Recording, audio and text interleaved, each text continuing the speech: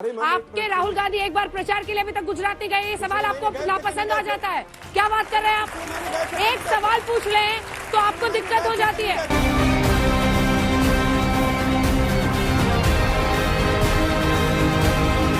प्यारे कार्यकर्ता भाइयों और बहनों, प्रेस के हमारे मित्रों, आप सबका यहाँ बहुत बहुत स्वागत।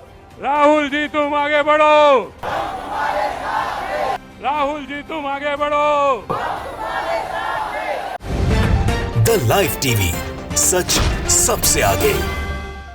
नमस्कार, मैं हूं रंजीत झा और आप देख रहे हैं द लाइव टीवी। गुजरात विधानसभा चुनाव में राहुल गांधी की जबरदस्त एंट्री हो गई है और इसके साथ ही उन गोदी मीडिया के मुंह पर भी ताला लग गया है जो दिन रात इसी चिंता में डूबे जा रहे थे कि कांग्रेस गुजरात में दिखाई क्यों नहीं पड़ती है, राहुल गांधी भारत जोड़ो यात्रा कर रहे हैं तो चुनाव प्रचार में क्यों नहीं जा रहे हैं।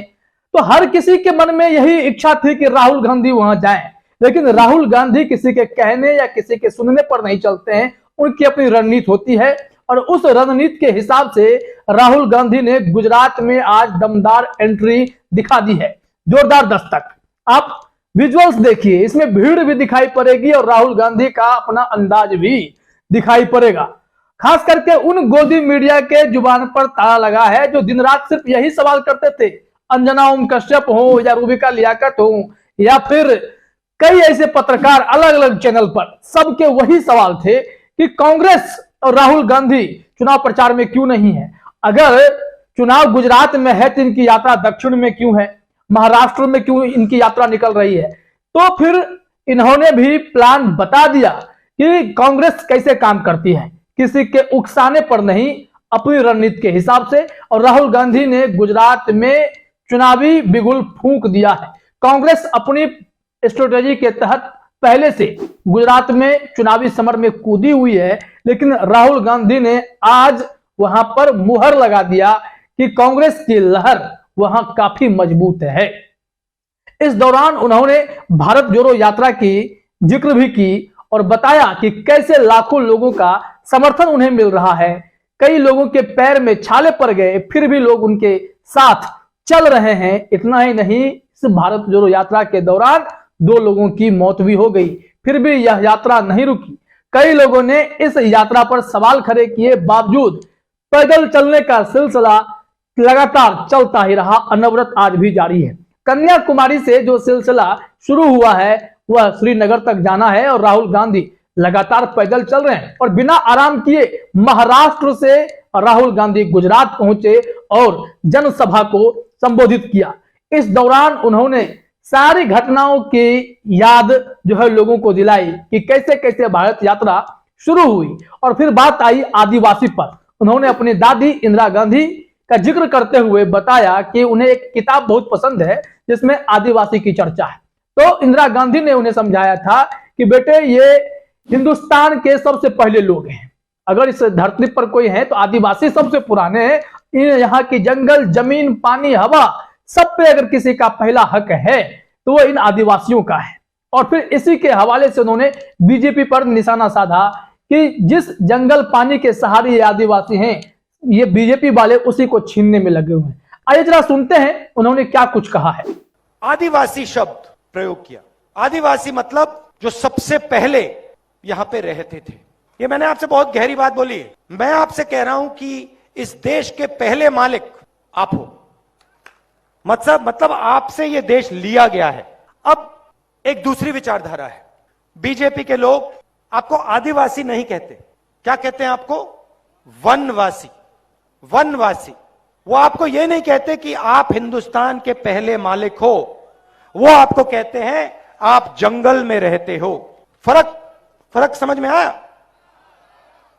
मतलब वो ये नहीं चाहते कि आप शहरों में रहो, कि आपके बच्चे इंजीनियर बने, डॉक्टर बने, हवाई जहाज उड़ाना सीखें, अंग्रेजी बोलें।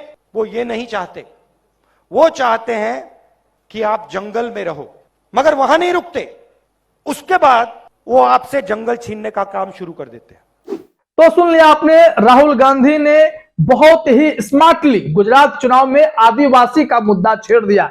भारत जोड़ो यात्रा में भी इस बात की जिक्र हो चली थी आदिवासी को लेकर। अब गुजरात में भी गुजरात में भी आदिवासी वोटर्स हैं जो कि ठीक ठाक भूमिका में है, और ऐसे में कांग्रेस की नजर वहां पर है। राहुल गांधी ने जिस तरीके से आदिवासियों को टेम्पर किया है और सारी चीजों को सामने रखा है कि बीजेपी आदिवासियों के लिए क्या सोचती है, क्यों बीजेपी आदिवासी को वनवासी कहते हैं, क्यों आदिवासी की जो वैल्यू है वो बीजेपी कम कर रही है, बहुत बारीकी से राहुल गांधी ने सबके सामने उन मुद्दों को रख दिया। इसके अलावा बेरोजगारी के मुद्दे पर भी राहुल गांधी ने सवाल खड़े किए कि भारत जोड़ो यात्रा के दौरान लाखों नौजवान मिलते हैं, कईयों की बातें सुनकर तो मैं खुद भावुक हो जाता हूं। कुछ लोग जो ऐसे आते हैं कि बेरोजगारी से तंग आकर उनके परिवार में विभत्स घटनाएं घट जाती हैं, और फिर ऐसे लाखों परिवार हैं जो बेबस हैं, जिनके परिवार में रोजगार नहीं है, और इसके लिए कौन जिम्मेदार है? इन तमाम मुद्दों पर राहुल गांधी भाषण के दौरान जिक्र करते दिखे। आइए जरा वो हिस्सा भी सुनते हैं कि राहुल गांधी ने क्या कुछ कहा। कल शाम को एक युवा हमारी यात्रा में आया, उसका नाम राम था। मेरे से गले मिला और रोने लगा। मैंने उससे पूछा, क्यों रो रहे हो, क्या हो गया? कहता है, कोरोना में मेरा पूरा परिवार मर गया। राहुल, मैं अकेला हूं, मेरा कोई इस दुनिया में नहीं है। अस्पताल में मैंने डॉक्टरों के सामने हाथ जोड़े, रोकर हाथ जोड़े, मेरे माता पिता को उन्होंने नहीं बचाया। मेरे हाथों में मेरी मां ने अपना दम तोड़ा। राहुल, मैं बेरोजगार हूं, मुझे कोई रास्ता नहीं दिख रहा है। ये युवा अकेला नहीं है भाइयों और बहनों, ऐसे लाखों युवा हिंदुस्तान में हैं। तो सुन लिया आपने राहुल गांधी की जबरदस्त एंट्री। हजारों लाखों की संख्या में लोग तो उनके साथ चलते ही थे। इस जनसभा में भी उतनी ही भारी संख्या में लोगों की भीड़ भी आई, जनसैलाब मानो उमड़ पड़ा। और इस रैली के साथ ही, इस चुनावी सभा के साथ ही गोदी मीडिया के मुंह पर भी ताला लगा। जैसा कि अंजना ओम कश्यप हो या अन्य पत्रकार हो, सवाल पूछा करते थे कि इस चुनाव में कांग्रेस कहां है, राहुल गांधी चुनाव प्रचार करने क्यों नहीं जाते हैं। इतना ही नहीं, भारतीय जनता पार्टी के कई नेता कहते थे कि राहुल गांधी का समझ में नहीं आता है, अगर चुनाव उत्तर में है तो ये जो है रैलियां दक्षिण में करते हैं, जब दक्षिण में होगी तो ये उत्तर में चले आएंगे। ऐसे ऐसे सवाल राहुल गांधी पर कसे जा रहे थे, पूछे जा रहे थे। लेकिन राहुल गांधी ने, कांग्रेस ने अपनी रणनीति के हिसाब से सही समय पर गुजरात में दस्तक दे दी है। अब यहां से मोर्चा संभाल लिया गया है। राहुल गांधी अभी गुजरात में कांग्रेस के हाथों को मजबूत करने के लिए ताकत झोंकेंगे, और उनकी ताकत पहले से कई गुना बढ़ चुकी है। जब से राहुल गांधी ने भारत जोड़ो यात्रा निकाली, तब से ही उनकी लोकप्रियता इन दिनों आसमान छू रही है। उन्होंने बताया है कि जब मैं सड़कों पर चलता हूं, हमारे साथ जो लोग चलते हैं, कभी किसी ने किसी का जाति धर्म नहीं पूछा, बस साथ में चल पड़े, क्योंकि नफरत खत्म करने का जो सिलसिला राहुल गांधी ने भारत जोड़ो यात्रा के सहारे शुरू किया है, उसमें उन्हें काफी सफलता मिलती हुई दिखाई पड़ रही है। और इसी तरीके से राहुल गांधी आगे बढ़ रहे हैं तो बड़े बुजुर्ग, छोटे बच्चे, हर कोई उनके साथ चल रहा है। कई कर्तव्य दिखाने वाले, कभी उनके साथ कदम से कदम मिलाने वाले, खेलने वाले, कूदने वाले, हर किसी के रंग में राहुल गांधी रंगे। भारत की संस्कृति को समझने के लिए राहुल गांधी ने सड़क मार्ग चुना, सड़कों का रास्ता चुना। उन्होंने कहा कि हवाई जहाज से चीजें समझ में नहीं आती, और बीजेपी के लोग तो अभी हवाई जहाज से उड़ने वाले होते हैं, लेकिन राहुल गांधी वो अपने तरीके से चल रहे हैं। उन्होंने भारत की विविधताओं को समझने के लिए, आदिवासियों के महत्व को, उनके रंगों को समझने के लिए उनके साथ घुलना मिलना शुरू किया, उनके साथ नृत्य भी किए, लोक कलाओं का, लोक परंपराओं का सम्मान भी किया। ये सब ताकत राहुल गांधी के साथ पहले से थी। अब जब गुजरात गए हैं तो वैसा ही प्यार, वैसा ही स्वागत, वैसे ही ग्रैंड एंट्री गुजरात में भी देखने को मिली। ऐसे में अब जो गोदी मीडिया है वो एनालिसिस करने पर तुला हुआ है कि राहुल गांधी ने जो आज का भाषण दिया, वो भाषण कितना महत्वपूर्ण था, गुजरात चुनाव में इसका क्या असर पड़ेगा। तो इसका साफ जवाब दिखाई पड़ता है कि आप जितना चर्चा करेंगे राहुल गांधी की ही बात करेंगे। और राहुल गांधी ने भारत जोड़ो यात्रा का अनुभव भी साझा कर दिया और सच्चाई से सबके सामने ये बता दिया कि जिस तरीके से हम लोगों ने चलना शुरू किया है, देश का हर तबका उनके साथ जुड़ रहा है, तो गुजरात की जनता क्यों नहीं जुड़ेगी।